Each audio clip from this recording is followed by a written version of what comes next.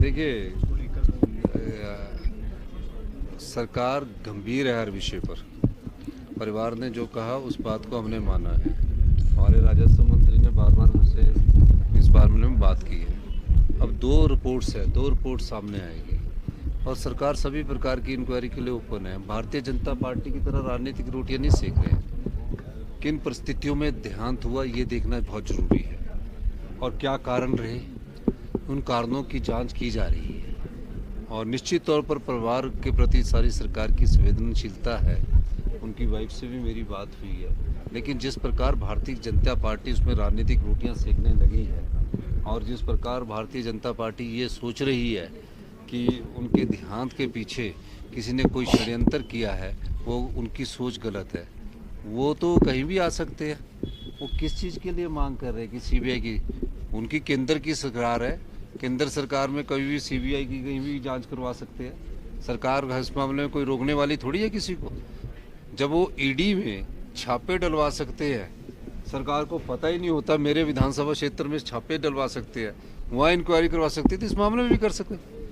सरकार सीबीआई के मामले में कहाँ चुप है, लेकिन उनको सच्चाई हमको भी तो पता लगनी चाहिए कि क्या है।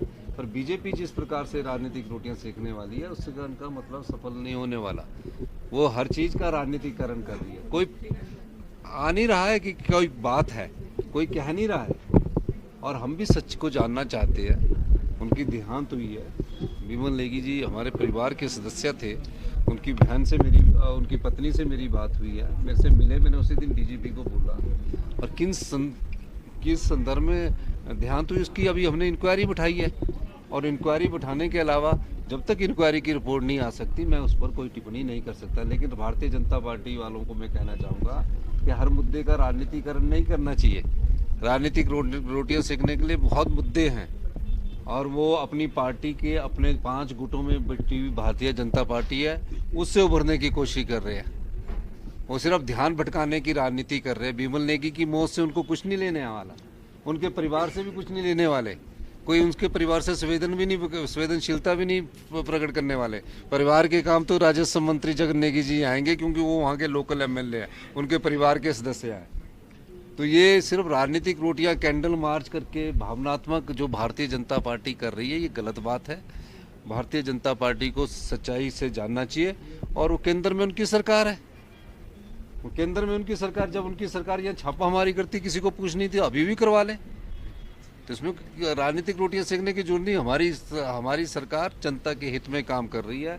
और जिस प्रकार से प्रदेश छोड़ कर गए, जयराम ठाकुर जी को 1 लाख करोड़ रुपया ज़्यादा मिला है। सरकारी कर्मचारियों का एयर तक नहीं दे के गए, पर अपनी कुर्सी बचानी है जयराम ठाकुर जी ने, तो इस प्रकार की राजनीति को वो हवा दे रहे हैं। धन्यवाद।